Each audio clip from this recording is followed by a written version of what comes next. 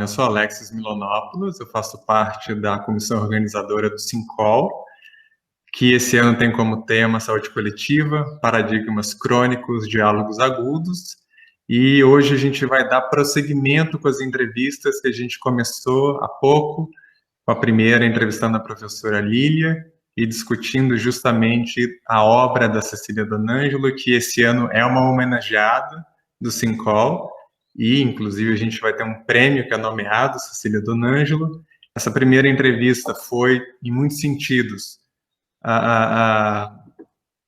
atravessada, claro, em muitos sentidos também debruçada sobre a obra da Cecília, e aí a gente vai seguir com esse programa de entrevistas, e aí hoje a gente vai ter a oportunidade de conversar com o professor Dr. José Ricardo de Carvalho Mesquita Aires. Eu gosto desses nomes longos. E, bom, professor... testamento, né, o nome. Pois é. A hora que você vai citar é um acontecimento no texto, né?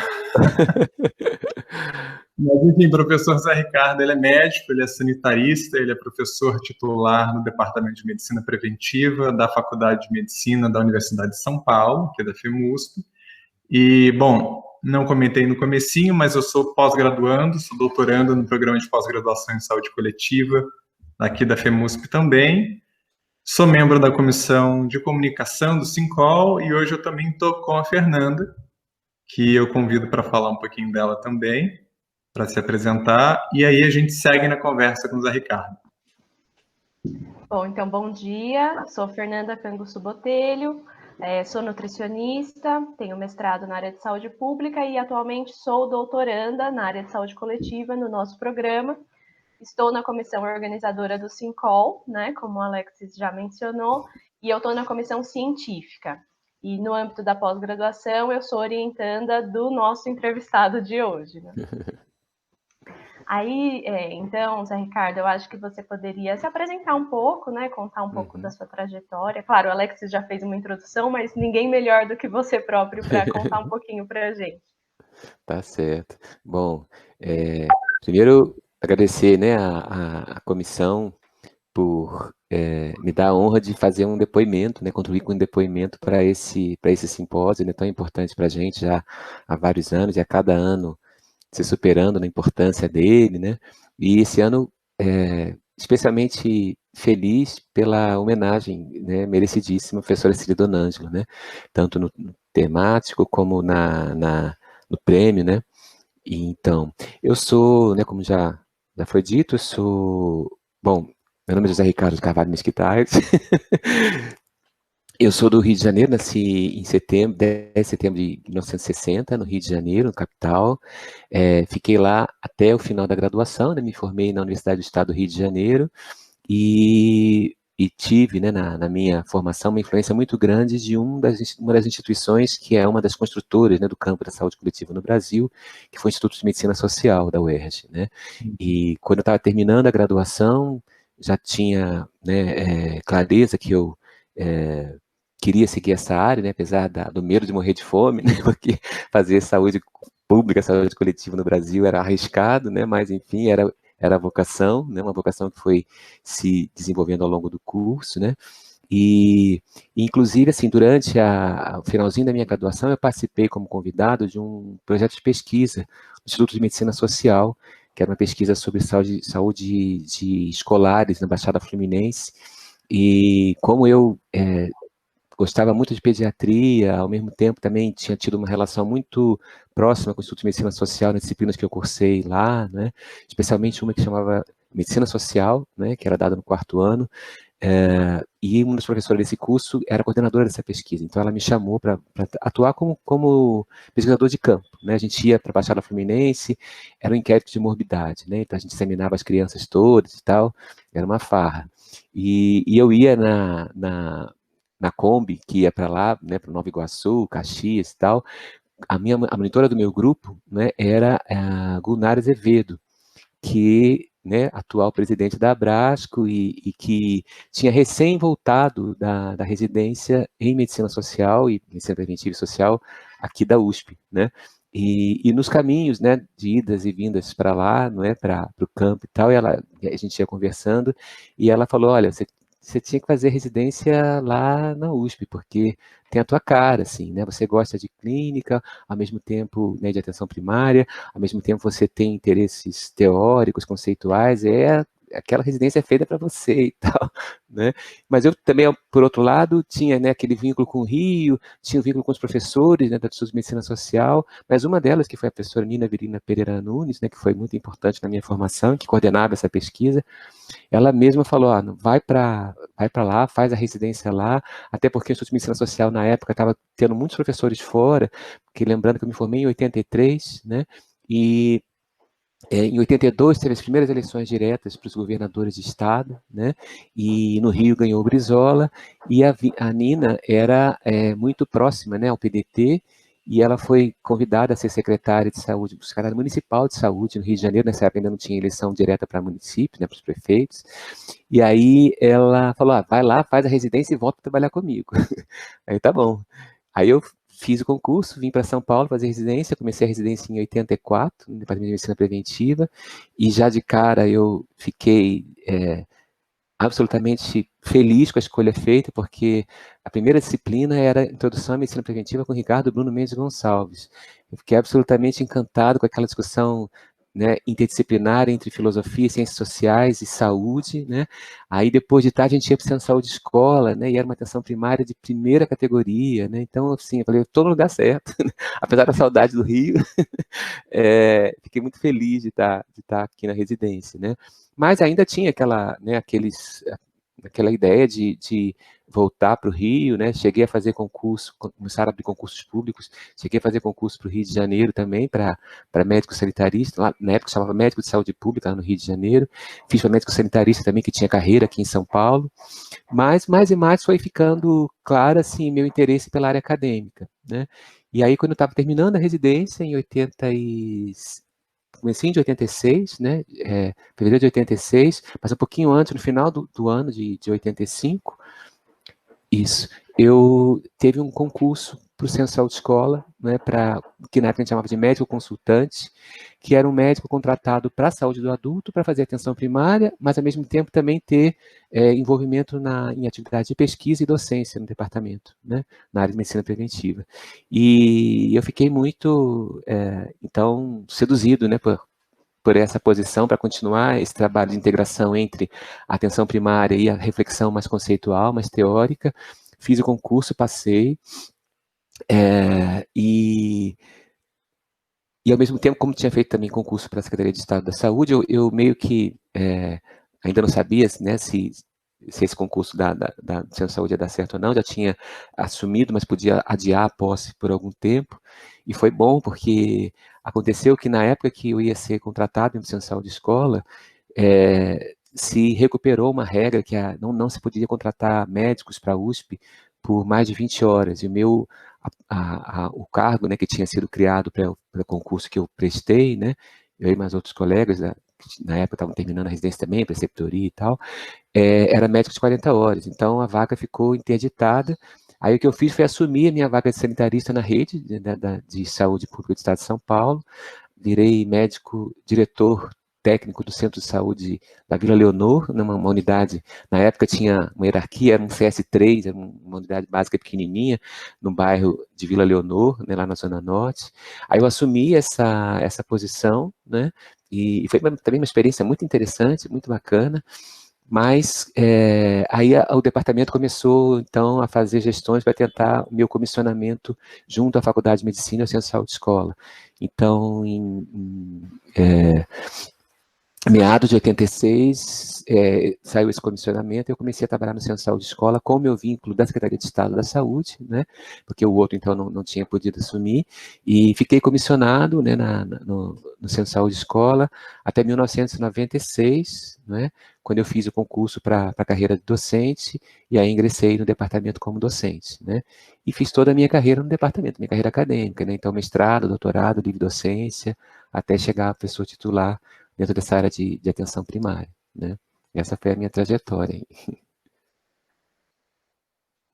Oi, Zé Ricardo, como alguém que em algum momento também se preocupou se ia morrer de fome, quer dizer, dado o fato que eu venho das ciências sociais também, também no sentido de que a gente vem nesse entrecruzamento, né? Hoje eu habito esse lugar de threshold, né? De soma, enfim, de conversa entre diferentes áreas, né? Uma área transversal a todas. E aí eu queria te perguntar como que foi para você, ou como que foi participar desse processo de desenvolvimento da área de ciências sociais humanas no Departamento de Medicina Preventiva. Uhum. Então é interessante porque essa divisão de áreas da saúde coletiva, né, ela é relativamente recente, né? Quando eu ingressei no campo, não havia essa divisão, né? O campo da saúde coletiva, né, era desenvolvido institucionalmente, né, por departamentos de medicina preventiva, departamentos de medicina social, escolas, né, de saúde pública, e algumas, né, das escolas maiores, como a ENTE, Faculdade de Saúde Pública e tal, tinha divisões, né, internas em departamentos, né, mas o Departamento de Medicina Preventiva não, né, era um conjunto, né, a gente não tinha, como inclusive em outros departamentos da Faculdade de Medicina, né, as disciplinas, né, separadas por área, era medicina preventiva, né, e era uma medicina preventiva que tinha uma filiação, né, a uma concepção de medicina preventiva muito alinhada à chamada medicina social, né? Essa foi uma das razões, inclusive, das quais a Nina, a professora Nina, me sugeriu vir para São Paulo, quer dizer, olha, eles também são medicina social, é nessa mesma linha, né? E lá está mais estruturado, vai lá, faz uma boa residência e volta e tal, né? Então, na perspectiva da medicina social, as ciências sociais humanas, elas já eram intrinsecamente articuladas, né, a todas as áreas, a epidemiologia, né, os estudos de epidemiologia do departamento eram todos muito interdisciplinares, né, havia uma conversa muito intensa, especialmente com as ciências sociais, né, muito por influência, né, do marxismo, né, como corrente teórica, né, na saúde coletiva brasileira, né, então a questão, né, do modo de produção, da inserção dos grupos sociais nas práticas, né, capitalistas, tudo isso era muito considerado na construção dos desenhos de estudo, né, sobre Chagas, esquistossomose, né, nutrição, que então já incorporava um pouco esse diálogo, né. Então, a gente tinha, não é, já desde o começo da formação do departamento, a presença muito marcante, não é, da Cecília Donângelo, né, mas que a própria Cecília, né, que talvez a contribuição mais relevante dela foi trazer a contribuição das ciências sociais, mas sem desvincular da dimensão mais interna da técnica do trabalho em saúde pública e medicina preventiva, né? Então, desde o começo, as várias áreas tiveram esse diálogo com as ciências sociais e humanas, né? Embora, é claro, os trabalhos dela, né, como alguém que tinha uma sólida formação nas ciências sociais, né, apesar de ser educadora, né, de início, mas ela tem toda uma formação posterior, que inclusive muitos acham que ela é uma socióloga, né, pelo tipo de contribuição que ela trouxe, né, ela acaba também produzindo um certo conjunto, né, de pesquisas que vão nessa área. E logo depois, né, ingressa no departamento a professora Amélia Kohn, né, socióloga também de formação, e que então ajuda a consolidar uma área específica, né, de investigação nas ciências sociais, mas veja, ainda com muita interface, por exemplo, com a área de políticas de saúde, planejamento, né, que foi uma área que depois acabou se consolidando como uma das 3 áreas, né, diferentes né, das ciências sociais e humanas em saúde, a área de planejamento, gestão, avaliação, né, então, no departamento não houve muita separação, né? Ela começa um pouco a se organizar quando o próprio campo também vai se especializando, né? E aí você tem, inclusive, começa a ter a construção dos congressos, né, da Abrasco já por área, né? Além do Abrascão, né? Você tem em 90 congresso de epidemiologia, depois você começa a ter o de ciências sociais, começa a ter depois o de planejamento político, gestão. Então, isso também vai fazendo com que a própria estruturação macro, né, institucional, vai também fazendo com que a gente no departamento se organize assim, né? E aí uma série de estudos continuam, mas sempre em interface, né? Então, se você pegar, por exemplo, toda a linha de investigação que deriva do trabalho do Ricardo Bruno, né, lá no Centro de Saúde Escola, né? É uma área de interface entre atenção primária, né, gestão, planejamento, epidemiologia, não é? Todas essas áreas vão tendo interfaces ali, né? Mas certamente essa perspectiva de investigação da consubstancialidade, né, social e técnica do trabalho, né, ela constitui uma das grandes vertentes de desenvolvimento das ciências sociais e humanas no departamento, né. Acho que a outra grande vertente passa a ser a área de políticas, né, e gestão, né, especialmente através dos trabalhos da própria Amélia, do Ricardo, do Paulo Elias, né, que então vão consolidando essa área mais específica de políticas e planejamento, mas muito, né, em contato com as ciências sociais, né. Se você pega os trabalhos da Maria Novaes, do Ricardo Lafetá, né, são também trabalhos que trazem diálogos com as ciências humanas e com a filosofia, né, muito precocemente, para pensar as questões, né, do próprio conceito de doença, das práticas de higiene, né, infantil. Então, eu acho que no departamento, a área de ciências sociais e humanas, elas vão se espalhando por várias vertentes, né? Mais recentemente, então, conforme a própria área vai se estruturando mais fortemente, né?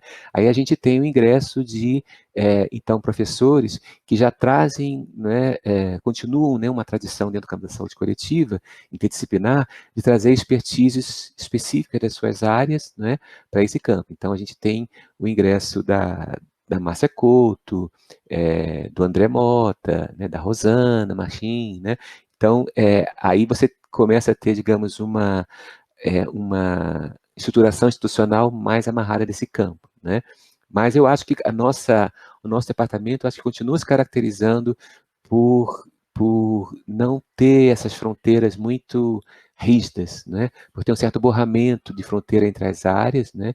E faz parte um pouco da nossa história, em que em todas elas, né, haja uma pitadinha, né, de história, uma pitadinha de filosofia, uma pitadinha de ciências sociais, e mais recentemente, né, como um movimento que eu acho que é do campo, não é só do nosso departamento, né, a entrada muito forte da antropologia, né, como um campo que traz conhecimentos importantes, né, e acho até que a antropologia, e claro, né, essa antropologia que a gente tem que chamar de socioantropologia, porque é uma antropologia já muito também mesclada com a sociologia, né, ela, eu acho que permitiu um passo importante no diálogo entre as ciências sociais e humanas e as questões mais, digamos, de aplicação das práticas do campo da saúde, né, nas práticas profissionais, porque ela traz um olhar também para o micro, né, especialmente essa antropologia mais contemporânea, né? Então, a possibilidade de olhar as práticas das relações médico-pacientes, as relações da equipe profissional, interprofissional, né? Com esse olhar da antropologia, né? Com esse olhar, vamos dizer assim, etnográfico, né? Ela, acho que estabelece pontos muito importantes, né? Para a saúde coletiva entre o micro e o macro, né? Eu queria aproveitar um pouquinho essa fala que você acabou de fazer, já trazendo alguns nomes, né, importantes ali para o departamento, né? Então, a própria Cecília Donângelo, que é homenageada, mas também a professora Amélia Com, o Ricardo Bruno também. E aí eu queria ouvir um pouquinho de você, né, que você foi falando um pouco desse momento histórico, né, ali de desenvolvimento do campo da saúde coletiva, em que não havia essas fronteiras, essas delimitações, né, entre as três áreas, como a gente tem hoje, ou seja, me parece que havia um diálogo talvez até maior entre essas áreas, até por não existir essa delimitação, né, mas eu queria ouvir um pouquinho de você, né, no sentido de que nesse momento você estava na posição de pós-graduando, né? Seja como residente, depois no contexto de mestrado, doutorado, né? Então, eu queria te ouvir um pouco como que foi essa experiência de fazer a pós-graduação nesse contexto, né, nesse momento da saúde coletiva. Uhum. É interessante, né? Eu acho que foi muito rico, assim, né? Porque eu lembro que quase todos os pós-graduandos, né, eles faziam disciplinas nessas diversas áreas, né? Já desde antes da pós-graduação, até falando em pós-graduação sensu lato, né, a nossa residência, né, em medicina preventiva e social, né, a gente tinha cursos que iam desde do curso do Ricardo Bruno, né, que era de introdução à medicina preventiva, e depois passou a ser introdução à saúde coletiva. Isso já quando eu tinha assumido já a disciplina, né, quando ele já tinha falecido, né, até, assim, a gente passava por epidêmio, ciências sociais, né, que não lembro exatamente que nome que tinha, mas era a disciplina que a Amélia Kohn dava pra gente, né, que ela brincava que era a disciplina dos 3 porquinhos, né, Max Weber e Durkheim, né, a Lília dava disciplina de planejamento, a gente tinha disciplina de saúde do trabalhador com a professora Marcília Medrado, né, que é uma área que, inclusive, de alguma forma, encolheu, né, no campo da saúde coletiva, né, ela tinha uma importância grande nos anos 80, né, na estruturação mesmo do campo e tal, né. Então, essa era uma formação bem, bem ampla, assim, eu lembro de, por exemplo, no curso de epidemiologia, que quem deu para a gente foi o professor Moisés Goldbaum, né, a gente fazia discussões que iam desde a questão do método, né, da técnica, do desenho de estudo, até questões assim, de pensar, não é, a aplicação daquilo na prática, os fundamentos daquilo. Eu lembro que eu fiz um trabalho para a disciplina dele, que era pensando, quer dizer, como é que se construía um diagnóstico de diabetes, né, com base na epidemiologia, não é? No comportamento, né, dos níveis glicêmicos, digamos assim, em termos populacionais, e do ajuizamento disso, né, em termos do valor normativo para a vida, né? Então, fiz uma discussão disso com o Canguilhem e tal, né? Então, havia espaço para isso, né? E a gente explorava esse espaço, e eu lembro que, inclusive, recentemente, Moisés, fazendo uma arrumação na casa dele, numa das mudanças, achou esse trabalho e me devolveu, né? Foi muito interessante reler, né, anos depois, mas ali já tinha uma raiz importante, né, que eu acho que tinha muito a ver também com, né, com a época, né, com essa construção da medicina social, mas também muito com o convite que a Cecília Donângelo fazia, né, para a gente pensar essa consubstancialidade técnico-social das práticas de saúde, né. Até um parênteses aqui, eu lembro que quando eu resolvi fazer concurso para residência aqui no departamento, eu peguei, né, o programa, né, e a bibliografia que era dada de referência, e um dos trabalhos era Saúde e Sociedade, da Cecília Donângelo, que naquela época já estava esgotado.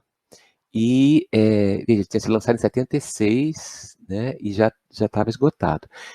Mas aí eu fui na biblioteca da ENSP, lá no Rio, né, na Escola Nacional de Saúde Pública, né, e eu não podia retirar o livro, porque eu não era aluno de lá, né, mas eu podia ler o livro lá. E eu lembro que eu li o livro, assim, de uma tacada, assim, eu passei o dia na biblioteca da ENSP, lendo aquele livro, fiquei completamente fascinado, né, por aquela discussão que ela fazia, né. E, de fato, essa perspectiva, né, da consubstancialidade técnico-social foi para mim uma grande descoberta, um grande desafio. Então, ali já começava. E na disciplina de pós também, quer dizer, quase todos nós, né, pós-graduandos, seja qual fosse o desenho de estudo, seja qual fosse o orientador, fazíamos o curso da Amélia, né, de, como é que chamava? Planificação e mudança social, se não me engano, uma coisa assim. Fazíamos o curso do professor Guilherme de epidemiologia, fazíamos, né, enfim, era um conjunto de disciplinas que quase todos nós fazíamos, né, as mesmas disciplinas, né, que era o conjunto do conhecimento da área, né, e tínhamos depois, não é, enfim, os nossos objetos, né, mais específicos, né, íamos inclusive procurar disciplinas complementares, né, e muito na FEFELESTE, né, nas ciências sociais e humanas. Então, eu fiz curso lá com José Guilhom de Albuquerque, fiz curso com Gabriel Kohn, fiz curso na psicologia com Ecleia Bose, fiz curso enfim, era um conjunto, fiz curso na história oh meu Deus, me foge o nome dela agora, discípulo lá do professor Sérgio Buarque de Holanda, Maria Odila Leite da Silva Dias. Foi o meu, basicamente, o meu encontro com a mais consistente com a hermenêutica, né? Então, assim, a gente fazia essa complementação, mas tinha esse conjunto, né? E aí depois a área foi começando a se especializar, né? E também os pós-graduandos começaram a chegar com interesses também mais especializados, né? Querendo se aprofundar num certo tipo de metodologia, num certo tipo de preocupação, né? De objeto, né? E aí me parece que os pós-graduandos começaram a circular menos entre diferentes disciplinas, né? O que nos pareceu uma perda, assim, né? Por um lado, um reflexo do que estava acontecendo no campo, né? Mas, por outro lado, a diminuição de uma certa potência que haveria nos diálogos interdisciplinares, né? E aí a gente chegou a fazer algumas tentativas então, alguns seminários eram seminários básicos na área por exemplo, filosofia e outro na área de história. O Ricardo Lafetá ficou com a área de história, o Ricardo Bruno com a área de filosofia, né? O de filosofia acabou se transformando numa disciplina de pós, que eu ministro até hoje, né, que é o aspecto filosófico do conhecimento em saúde, né?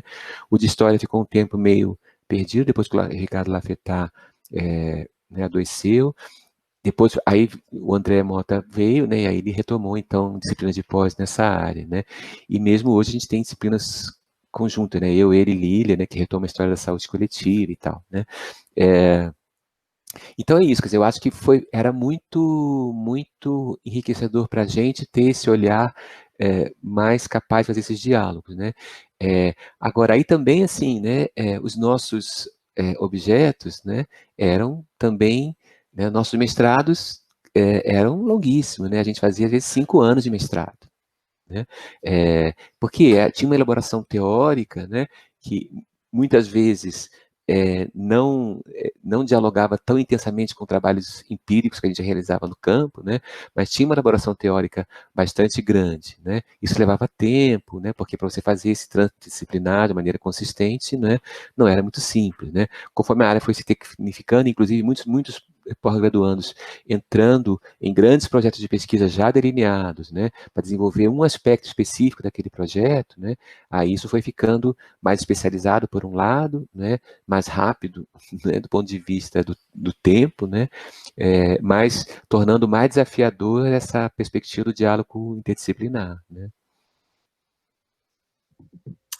Legal. E aí, acho que você levantou uma bola preciosa, assim, em termos de transição. A gente também, no próprio programa, está numa transição, ou recentemente aconteceu uma transição do programa de pós-graduação de medicina preventiva para a saúde coletiva, né?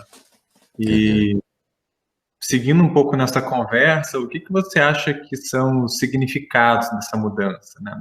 No próprio sentido de tentar cultivar e polinizar de novo essas conversas, né? Ou esses entrecruzamentos.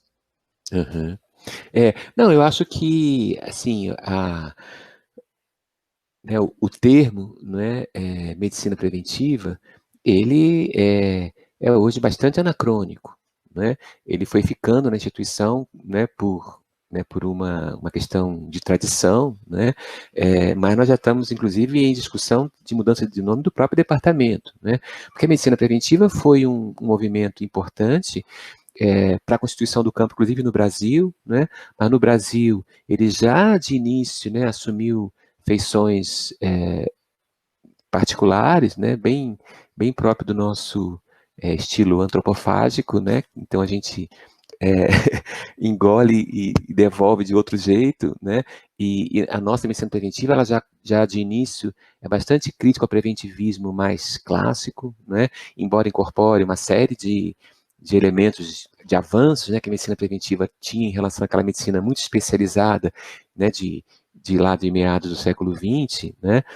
Bom, a tradução da Bíblia, né, da medicina preventiva, né, que foi aquele trabalho do Livio e Clark, né, foi feita por docentes do departamento de tradução português, né, professor Guilherme, Moisés, Horaci, né, então de fato, era uma contribuição, mas veja que o trabalho logo do Aroca, né, que é um dos trabalhos fundadores do campo, ele faz uma crítica, né, ao preventivismo, né, e retoma a ideia de história natural da doença, né, e faz uma exegese daquilo, e com uma série de críticas, né, então tudo isso já conforma, né, um campo um pouco diferente, e foi ficando cada vez mais anacrônico como campo chamado de medicina preventiva, né, como seria, né, teria sido continuar a chamar de Departamento de Higiene e Medicina Preventiva, né? Lá pelas tantas se largou o higiene, ficou só a medicina preventiva, e hoje já está na hora de largar a medicina preventiva e assumir o que de fato é o nosso campo de atuação, né? Que é saúde coletiva, né? Então, acho que a pós-graduação, não é como sendo, digamos, a expressão acadêmica, não é, mais de ponto, né, da produção, não é, do departamento, já incorpora isso, já transforma isso, né? Eu acho que é um primeiro passo, né? E ao mesmo tempo que reflete, né, um campo que se estruturou desde o final dos anos 70, né, então hoje a gente pode falar de um campo da saúde coletiva com mais propriedade, né, porque deixou de ser só um conjunto de ideias e passou a ser né, uma área institucionalmente enraizada, capaz de produzir uma unidade mínima em termos de um certo conjunto de pressupostos teóricos e epistemológicos, né, de reprodução, não é, de um certo conjunto, não só de conceitos e práticas de valores também, né? Então isso já conforma um certo campo. Mas, na medida em que a pós-graduação em saúde coletiva assume isso, né? Quer dizer, há esse campo, né? Não vamos desconhecer que há esse campo, né? Ela também compra com ela certos desafios da saúde coletiva, né? Atuais. E um desses desafios é superar determinados valores que foram ficando meio para trás no processo de especialização das diversas áreas, né? E acho que entre eles a questão da interdisciplinaridade, né? Quer dizer, do diálogo entre as áreas, né? Esse é um grande desafio, né? A outra questão é o diálogo entre academia, né, e sociedade. Não é? Quer dizer, como fazer uma conversa mais intensa, não é? Nas diversas áreas, não é? Com aquilo que está acontecendo, né? na vida social e que já chegou a ser mais intensa, que no período da reforma sanitária, né? Esse diálogo entre academia e serviços, né? Foi muito mais intenso do que é hoje. Né? Hoje é claro que há trabalhos, né, de extensão, né, e que envolvem, né, por exemplo, diversos membros do nosso departamento. Né? É difícil que algum de nós, docentes lá, não esteja ligado a algum tipo de trabalho de assessoria, de consultoria, de participação na formulação de políticas, né? Então, isso se dá, mas de uma forma mais pontual. Né? Há pouca articulação em torno de um projeto de construção, né, da saúde coletiva como projeto, né, social. Né? Talvez agora, não é, com o impacto da pandemia, né, da Covid, com a enorme mobilização que teve na opinião pública em relação à importância do SUS, né, e o que isso traz, põe em cena de novo, né, certos valores da reforma sanitária, né, talvez seja um momento interessante da gente conseguir construir mais ativamente, né, um diálogo não só de assessorias, né, em áreas específicas, mas como pensar conjuntamente, né, um projeto civilizatório, né, um projeto de saúde para o Brasil, né, junto com o movimento social, junto com o setor de serviços, né, e obviamente, a academia. Né? E ainda uma outra área desafiadora, que nós já demos passos importantes, né, é a articulação internacional. Né?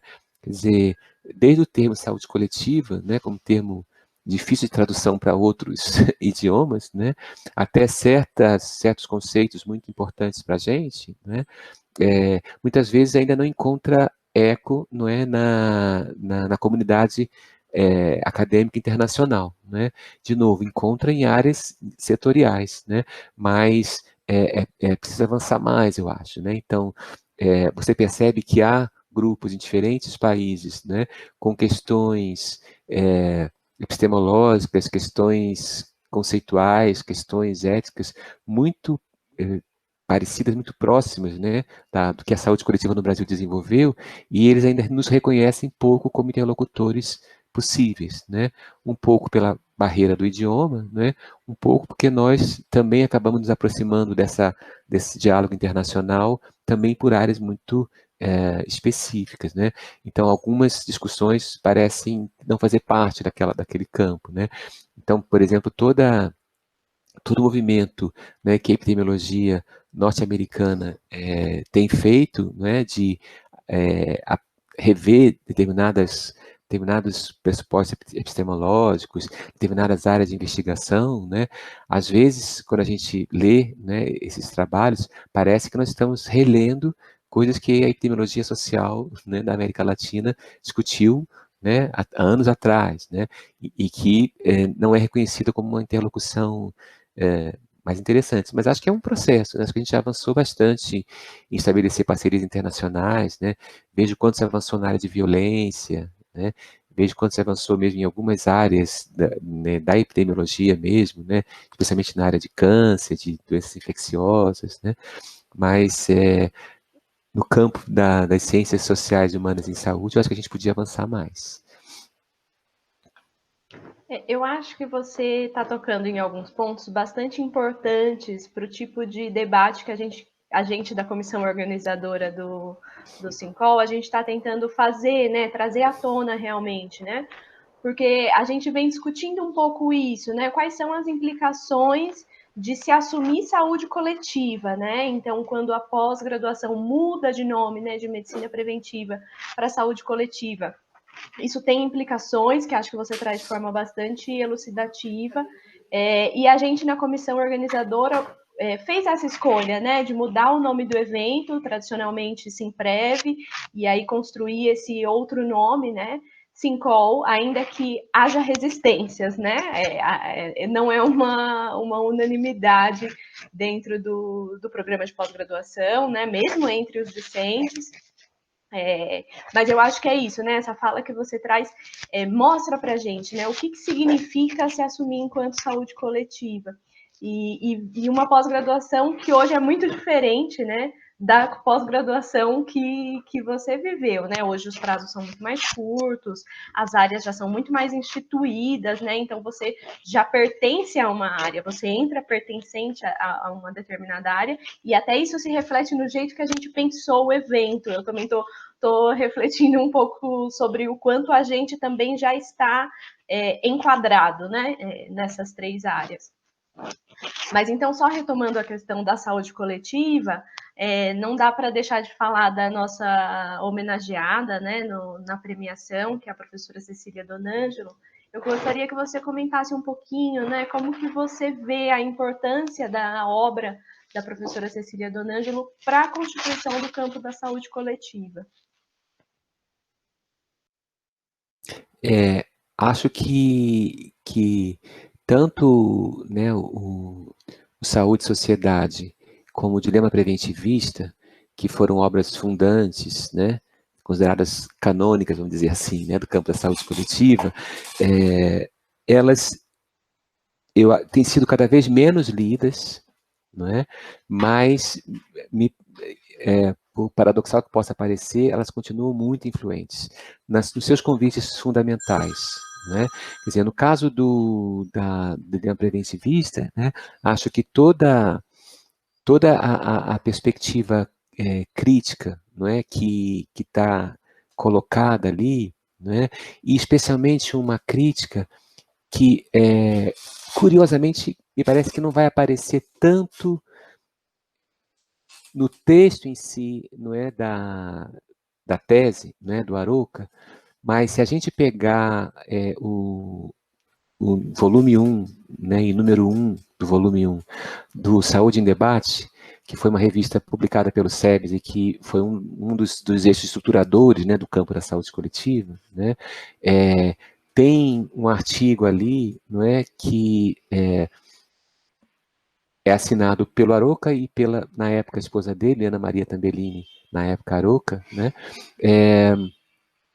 que são, digamos assim, é um trabalho não tão divulgado quanto o próprio trabalho do Aroca, e como o próprio artigo que ele publica também nesse primeiro número, que é digamos, a síntese, o coração da tese dele, que ele retoma, então, o conceito de história natural da doença e faz uma crítica desse conceito, né? Mas nesse outro texto deles dois, aparece muito claramente quais seriam as implicações daquela crítica para pensar o campo da saúde coletiva. E esse artigo, curiosamente, eu descobri muito recentemente, quando eu estava fazendo um estudo sobre a importância da obra do Canguilhem no campo da saúde coletiva brasileira, né? E ali é explícito o diálogo com o Canguilhem, né? Embora na tese do Aroca e no artigo dele se ressalte mais o diálogo com Foucault, né? É com Canguilhem que aparece naquele artigo uma espécie de horizonte normativo que está subsidiando aquela crítica, né? Ou seja, a perspectiva de retomar e reconstruir os conceitos, né, no campo da saúde, num diálogo muito, muito intenso com a questão da vida, né, assim, daquilo que as pessoas de fato precisam no cotidiano delas, né, de enraizar no vivido, no concreto, não é, aqueles conceitos da saúde, reconstruí-los nessa perspectiva, né. Então isso até hoje continua como uma espécie de valor para o campo da saúde coletiva, né, ainda que em algumas instituições, em algumas áreas, isso possa estar muito distante, né? Mas de alguma forma no campo, naquilo que a gente consegue enxergar como campo da saúde coletiva, ainda é um valor importante, né? Ele tem, de alguma forma, o ideário da saúde coletiva resiste a uma tecnificação excessiva, não é, da produção acadêmica do campo, né? E, por outro lado, o trabalho da Cecília, que é muito paralelo a esse, né, tem um sentido muito parecido, só que por uma via de pensar, não é, já especificamente o trabalho em saúde, né, que é diferente do trabalho do Aroca, que pensa então os conceitos, né, da medicina preventiva, né, a Cecília vai entrar por dentro do trabalho em saúde, né, para pensar exatamente essa vinculação, né, do conceitual com o técnico, e o técnico entendido como trabalho social, né, ou seja, como produção de construtos, né, de produtos relacionados com necessidades das pessoas. Então, percebem que é o mesmo enraizamento da questão da construção teórica no campo das práticas, não é? Só que aí não tanto pela via dos conceitos, mas como pela via do trabalho, né? Pela via das práticas, que é uma via que, especialmente Ricardo Bruno, vai aprofundar e desenvolver mais, né? Já desde o mestrado, quando ele vai discutir, então, né, as raízes históricas, né, do trabalho médico, né, e depois no doutorado, quando ele desenvolve, né, mais claramente o conceito de processo de trabalho em saúde, né. Essa consubstancialidade, como a gente chama, né, tecnosocial, né, das práticas de saúde, é o grande legado da Cecília, na minha opinião, né, e esse legado permanece como uma das bases caracterizadoras da identidade do campo da saúde coletiva, né. Então você pega várias escolas de pensamento que vieram depois, né, continuam dialogando com isso, né, e muitas vezes ainda diretamente com o trabalho da Cecília, né, e às vezes não tão diretamente, né, não citando mais Cecília Donângelo, mas citando, por exemplo, Ricardo Bruno, citando Gastão Wagner de Souza Campos, citando Emerson Elias Merri, autores que foram diretamente influenciados por esse legado, né, e que continuam isso de alguma forma, é claro que renovando, reconstruindo, trazendo novos impulsos, mesmo dentro da chamada escola da Cecília, né, e do Ricardo, né, veja se vocês acompanharem, né, a escola deles, as várias gerações que foram vindo, né,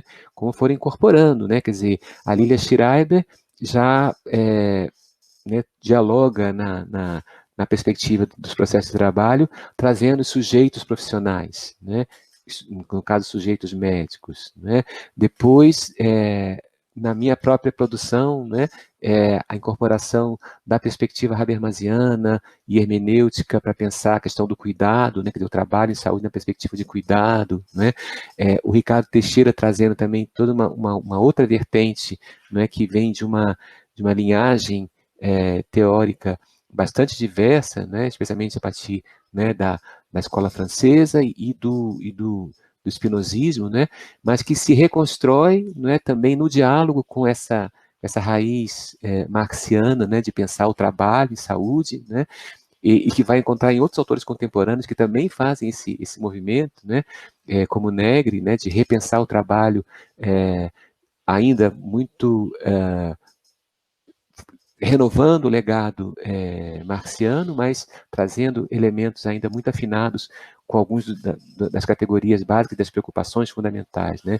Então eu acho que é isso, quer dizer, pensar o social, pensar o político, pensar o ético, pensar o relacional, o comunicacional, né? E, no limite, o próprio racional, né? Por dentro das práticas, né? De forma enraizada na vida, no vivido, né? Isso, eu acho que é um legado da Cecília, né? E que a gente continua renovando, reconstruindo, mas continua, usando o tema aqui da hermenêutica, né? Fazendo falar de novo o trabalho dela, né? Gente, presente. Obrigadérrimo. Só fala.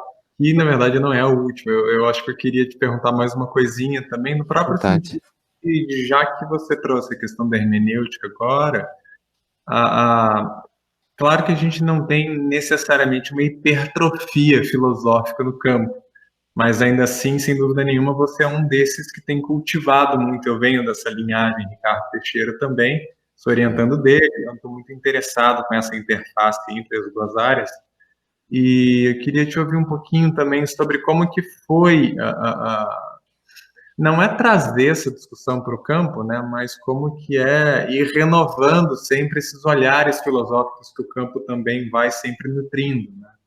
E Sim. eu comento isso porque, no limite, o próprio trabalho da Cecília também carregava esse tempero, né? E eu digo isso porque o próprio campo tem essa temperada filosófica, mas que também, querendo ou não, estava sempre em diálogo, e às vezes não lá dos mais apetitosos, com a ecologia que estava ao redor dele, né? Quer dizer, então, um período ditatorial no Brasil, etc, etc, etc, né? Então, eu fico pensando quais que eram as tensões que isso poderia produzir. Uhum. Não, eu acho que quando né, o campo crítico, né, da saúde no Brasil, né, vai experimentando aquela inquietação, né, durante né, o período da ditadura, né, e vai se articulando, né, o movimento social e muito, né, também em articulação com a organização político-partidária, ainda que clandestina, né, isso vai trazendo muito fortemente, né, o legado de pensadores críticos, né, especialmente pensadores críticos que traziam na sua crítica, né, um claro compromisso político, né, de transformação, de emancipação, de igualdade, né. Então o marxismo era, né, um caminho absolutamente evidente, né, para o desenvolvimento dessa perspectiva crítica, né. Ocorre que há vários marxismos, né, e o próprio, dentro da própria obra de Marx, né, uma dimensão, digamos, mais do jovem Marx, né, mais filosófica, né, e uma dimensão mais do investigador social, né, que embora, claro, né, tivesse imbuído de toda uma reflexão filosófica, começa a se debruçar sobre categorias da sociedade, da organização social, né, e isso vai também determinar que, digamos, os herdeiros, né, do marxismo também têm essas diferentes perspectivas, né? E no caso da saúde coletiva, como ela se desenvolve, não é, um dos braços dela muito fortemente acadêmico, né, o diálogo com as ciências sociais, né, especialmente no momento em que a ditadura, né, e o sentido político querem imprime as práticas sociais e as profundas desigualdades, né, que vão se acentuando durante o período, né, que não foi só a questão da falta de liberdade, mas uma falta de liberdade que, a olhos vistos, inclusive no campo da saúde, né, apontava crescente desigualdade e opressão de certos setores sociais, né?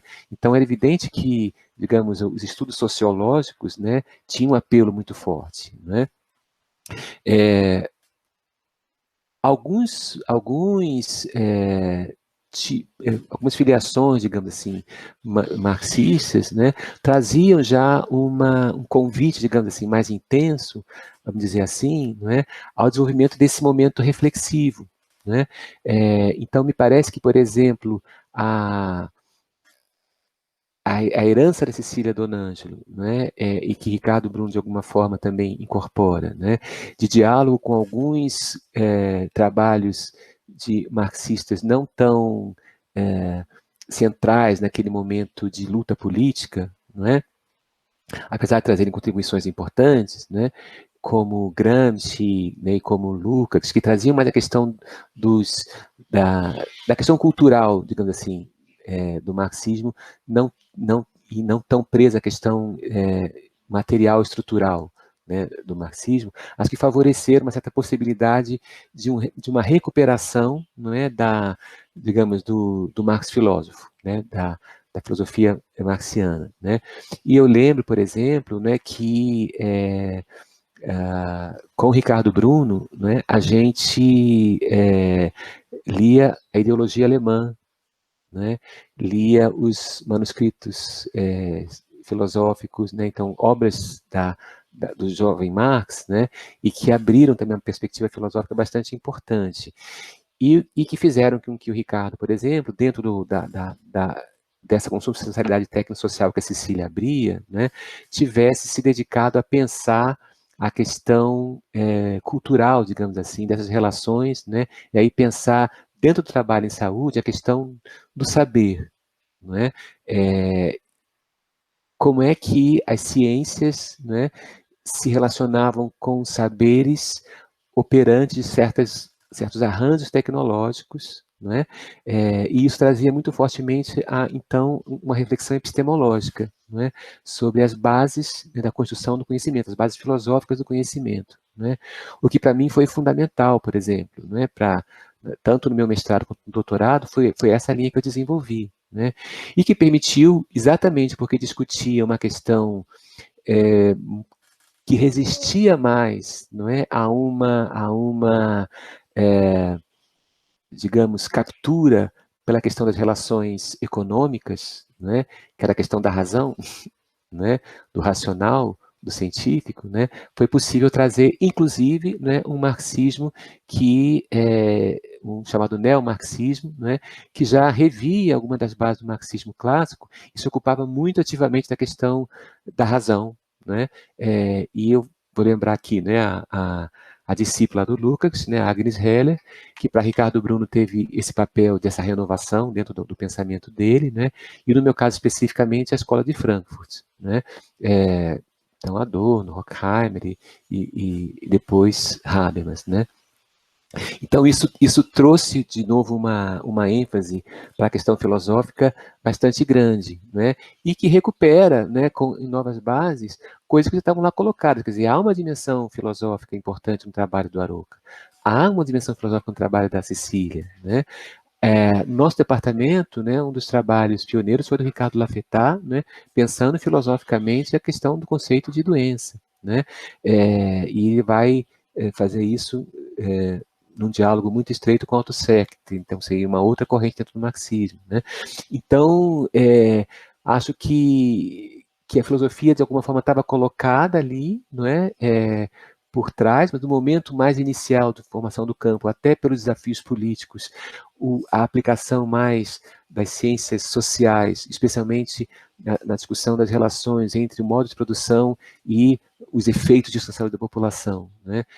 Meio que dominaram a cena, a saúde do trabalhador, não é por isso, como eu falei logo no começo, né, com um papel importantíssimo nisso, né, porque eram os trabalhadores não só aqueles nos quais estavam se sentindo os efeitos, né, desse capitalismo e desse capitalismo traduzido na ditadura civil-militar brasileira, né, mas porque também eram sujeitos privilegiados à transformação, né, a partir da organização sindical, né, e do movimento político partidário, né.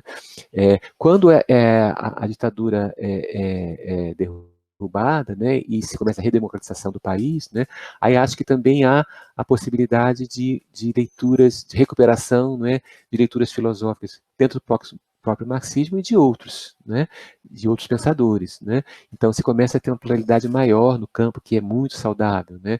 Eu lembro que quando eu entrei no departamento, né, na pós-graduação, primeiro na residência, depois na pós-graduação, né, ainda havia uma polarização do tipo assim, né, ou você é marxista ou você é weberiano, né, ou você é funcionalista. Né?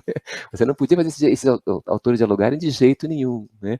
Quando foi uma grande bobagem, né? Porque basta ver, não é, a riqueza que o diálogo entre Weber e Marx produziu na produção frankfurtiana, né? Então era uma ortodoxia absolutamente dispensável, que felizmente foi superada, né?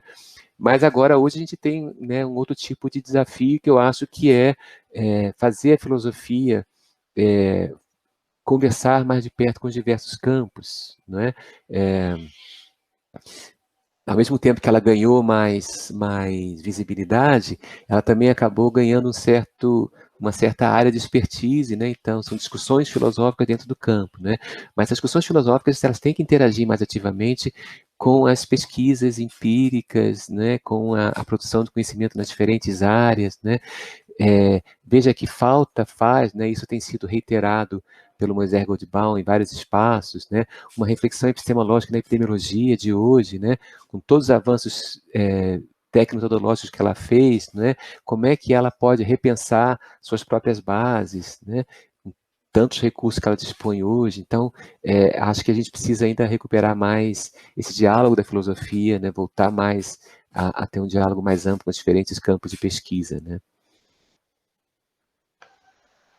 Eu quero aproveitar um pouquinho isso para retomar um pouco a questão da pós-graduação, né? Então, você comentou de teses e dissertações que saíram ali do departamento, do programa de pós-graduação, inicialmente medicina preventiva, né? E que foram centrais, foram importantes, são documentos fundantes do campo, em alguma medida, né? Que contribuem para essa constituição do campo. E aí eu queria aproveitar para te perguntar, então, como que você vê hoje, né, essa produção dos pós-graduandos, mestrandos e doutorandos dentro do programa de pós-graduação, e claro, pensando um pouco mais na área de ciências sociais e humanas, pensando que hoje o campo, de fato, tem essa estrutura, né? E aí, antes de te passar a palavra, eu queria só aproveitar para ressaltar um ponto, né, específico do SINCOL, que é o seguinte, né? Então, só para trazer um pouco essa importância dessa área ali dentro do programa, então, no SINCOL, a gente teve 38 submissões de trabalhos, desses 38, 22 se identificaram como pertencentes à área de ciências sociais e humanas, e das mesas temáticas que os pós-graduandos submeteram, foram submetidas 7, dessas 7, 6 são de pós-graduandos das ciências sociais e humanas, né? Então, eu queria te ouvir um pouquinho sobre isso. Isso é interessante, é um dado que a gente tem que estudar. Por que isso acontece, né? Quer dizer, há uma maior inquietação acadêmica, política, dos pós-graduandos que se identificam com essa área, né? Essa pode ser uma explicação, né?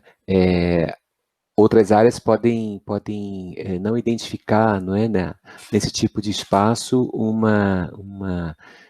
né, um espaço de diálogo tão interessante, tão necessário, né, como os pós-graduandos da área de ciências sociais e humanas sintam, né? Em termos do conjunto da produção, né, eu acho que o departamento tem um equilíbrio bastante grande, né, da presença dos seus docentes, né, da sua produção, nessas 3 sub-áreas da saúde coletiva, né? Acho que nós nos destacamos no cenário nacional na epidemia, nas ciências sociais e humanas, na área de planejamento, gestão, avaliação, né? Não sei se alguma vez alguém já quantificou isso, talvez nos relatórios da pós-graduação haja algum tipo de quantificação disso, né? Mas também, se você pegar diferentes critérios, né, quer dizer, você pode pegar por volume de artigos produzidos, você pode pegar por uma análise mais qualitativa sobre influência dentro do campo, enfim, aí você teria respostas diferentes, né? Mas eu acho que há um certo equilíbrio. Talvez a área específica de política, né, tenha sido mais sacrificada recentemente por ter menos gente mesmo, né? Ter sido uma área que ficou com menos docente, que agora está se recompondo, né? Mas dentro da pós-graduação, né, eu acho que essa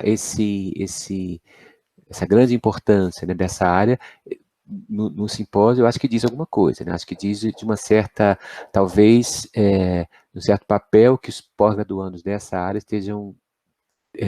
venham a ter, né, nesse protagonismo de produzir espaços de diálogo, né, que, como vocês batizaram o simpósio, produzam diálogos agudos, né, que possam fazer esse campo se mexer, né, e não só na área de ciências sociais e humanas, né, como área específica, né. Nós, docentes, já fizemos algum movimento, assim, de tentar discutir como é que a gente podia fazer com que o conjunto, né, dos pós-graduandos entendessem mais, tivessem mais acesso, né, a certas produções e bases dessa área, né, mas não chegamos a caminhar muito, temos de pensar em alguns seminários, né, alguns simpósios, enfim, né, mas acho que talvez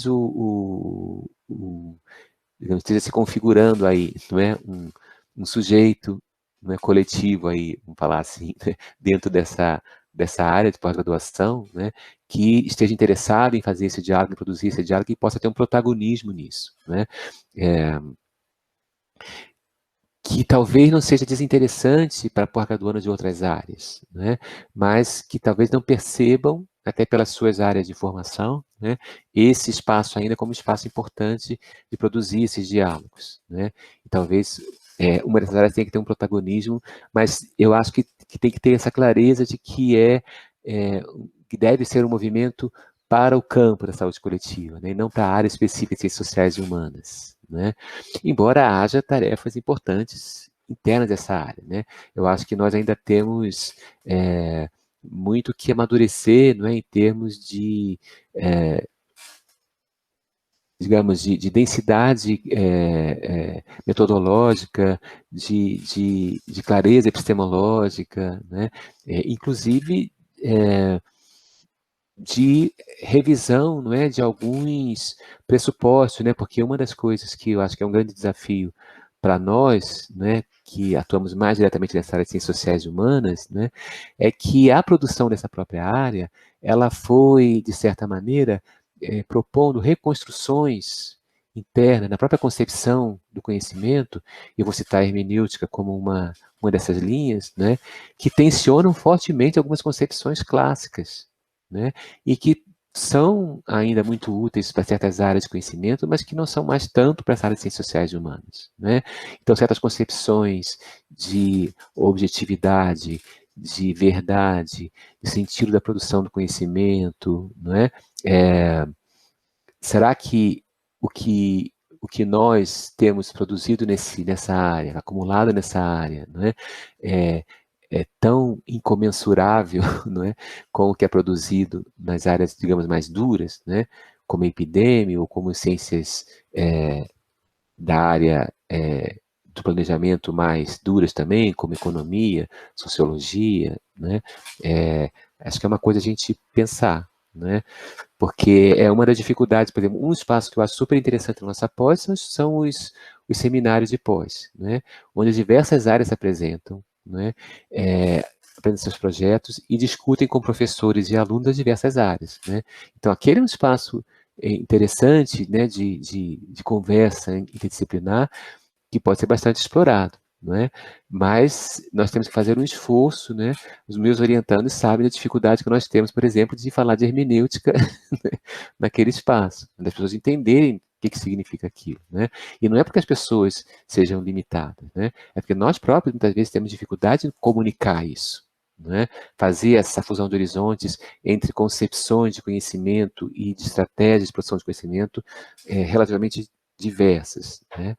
Então, acho que isso pode ser um grande desafio, né, um grande produto desse simpósio, né, a gente reconhecer mais áreas, né, e espaços em que a gente possa fazer acelerar diálogos interdisciplinares, né, e interdisciplinar nesse sentido, que não só de trocar conhecimentos de diferentes áreas, né, mas de expor uns para os outros, né, os fundamentos das suas áreas, né.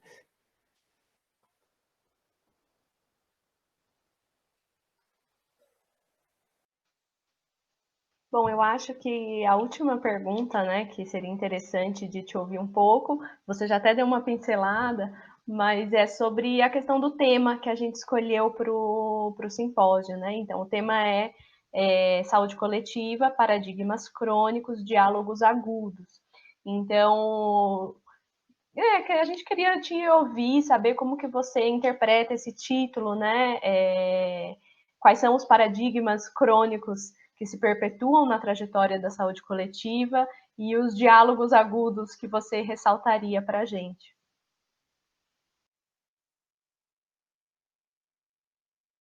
Seu microfone está fechado. Agora que eu vi.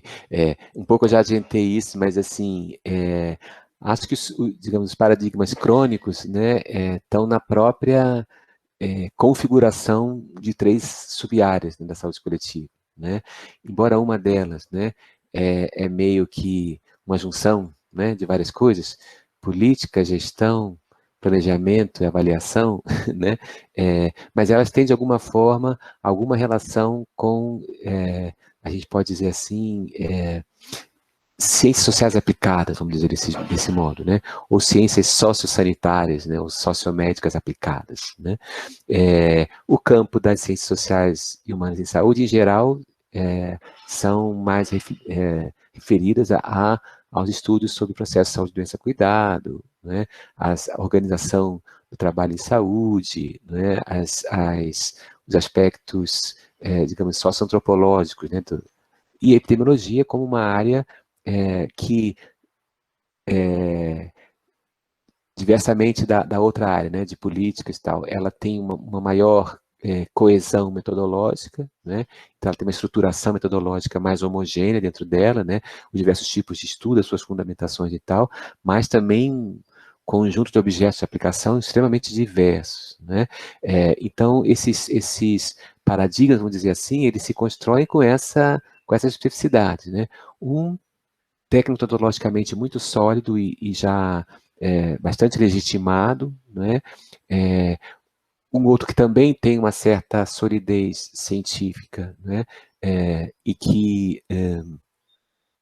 Mas que também tem uma certa diversidade de áreas, né? Embora em termos de objetos sejam mais próximos, né? Porque estão quase todos ligados a essa questão, então, de como que eu organizo dispositivos, né, de atenção à saúde, no sentido da aplicação desde o rendimento deles, né, e o campo das ciências sociais e humanas em saúde, muito mais aberto, que você vai desde de campos que não são exatamente científicos, né, como a filosofia, a história, com perdão do André, né, mas a história é um tipo de ciência muito particular, né, não é uma ciência nomológica, como, né, a ciência como a gente está acostumado a usar esse termo, né, então digamos, uma área das ciências humanas mais particular, né? E toda a investigação socioantropológica dos sentidos, né, da saúde de uma maneira mais geral, né? Então, eu acho que se conformaram alguns paradigmas aí dentro, né? E acho que a agudeza dos diálogos é exatamente naquelas 3 áreas que eu acho que a gente precisa estabelecer, né? Muito bem, nos organizamos minimamente como um campo reconhecido enquanto tal, né? A ponto de não só nós nos referirmos a ele como saúde coletiva, né, cada vez mais, né? Porque eu estava até discutindo em relação, por exemplo, ao simpósio do ano passado, ainda chamava Simprev, né? E no Simprev do ano passado, nós estávamos no auge da discussão departamental sobre mudança de nome, né? E muito polarizado, assim, entre aqueles que achavam que devia manter o nome, porque medicina preventiva era uma marca da gente, né? E aqueles que achavam que essa marca não fazia mais sentido, que tinha que ser renovada e tal, né? E aí eu fiquei observando, com isso na cabeça, né, durante todas as atividades que eu participei, né, do Simprev, não se usou nenhuma vez o termo medicina preventiva. Nenhuma vez. E se usou saúde coletiva o tempo todo, mesmo por aquelas pessoas que na nossa reunião de departamento diziam que eram contra a mudança de nome. Né? Falavam do nosso campo como campo da saúde coletiva. Né? Mas por que eu estava falando disso mesmo? Porque eu acho que já tem esse reconhecimento, né? Já está consolidado. Né? Na faculdade de medicina também, nas reuniões da comissão de graduação e tal, se fala em saúde coletiva. Então, isso já está bem estabelecido. Né? Então, certos, digamos assim, núcleos paradigmáticos já estão colocados. Né? Mas há uma necessidade hoje, uma vez mais claros para a gente, certas contradições trazidas por essa consolidação como campo, né, que nos desafiam a diálogos agudos. Né? Eu identificaria aqueles três, né, entre a academia e né, o campo do movimento social e do serviço de saúde, né, entre os diferentes campos da saúde coletiva, né, diferentes sub-áreas, né, e nossa, como campo, né, ligado à saúde, especialmente entendida na perspectiva das práticas coletivas de saúde, né, sejam os processos epidemiológicos, seja aquele da organização das práticas, né, nós sempre temos essa preocupação, né, com o que aquilo vai reverter em termos de ações,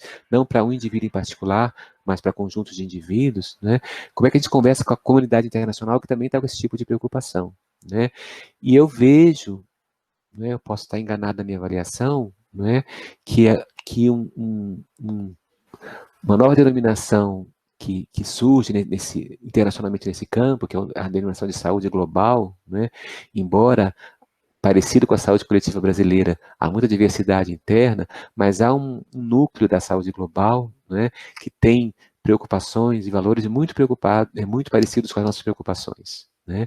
Então, eu acho que por essa via da saúde global, né, nós talvez consigamos um diálogo internacional bem produtivo, assim, bem interessante para o campo da saúde coletiva brasileira. Né? Fantástico. Bom, acho que a gente podia ir encaminhando para um final. Eu queria, antes de qualquer coisa, enquanto membro da comissão organizadora do Sincol desse ano, agradecer imensamente a você ter participado conosco. Zé Ricardo, foi muito precioso, foi absolutamente agudo o diálogo, no próprio sentido, muito nutritivo. Não sei se Fernanda quer colocar alguma coisinha a mais, ou também eu deixo esse espaço caso tu queira colocar alguma coisa a mais, Ricardo. Eu quero agradecer também pela disponibilidade, né, de conversar com a gente e trazer um pouco da história do programa de pós-graduação, um pouco da história do departamento, e enriquecer a nossa formação, né, porque, no fundo, o Sincol, ele é também um espaço de formação para a gente, então, te agradecer mesmo. Não, eu que agradeço a oportunidade desse diálogo, né, e que não será só de nós três aqui, mas que se abre para um público mais amplo, né? Parabenizar vocês, né, pela realização de tudo, né? Quer dizer, a iniciativa do Sincol tem sido talvez uma das coisas mais vigorosas e estimulantes que acontece no departamento nos últimos anos, né? Isso é muito legal, né? Então, agradecer também como corpo docente a vocês, né, pós-graduandos por esse envolvimento, esse compromisso, né, com o campo e a organização desse seminário, né, e muito particularmente pela temática desse ano, que me parece muito pertinente, muito atual, né, tomara que ela dê muitos frutos, né, e certamente dará, né, e vamos estar juntos lá no simpósio também, continuando os diálogos agudos. Com certeza. Então, muito obrigada, gente. Tchau, tchau. Até. Tchau, tchau.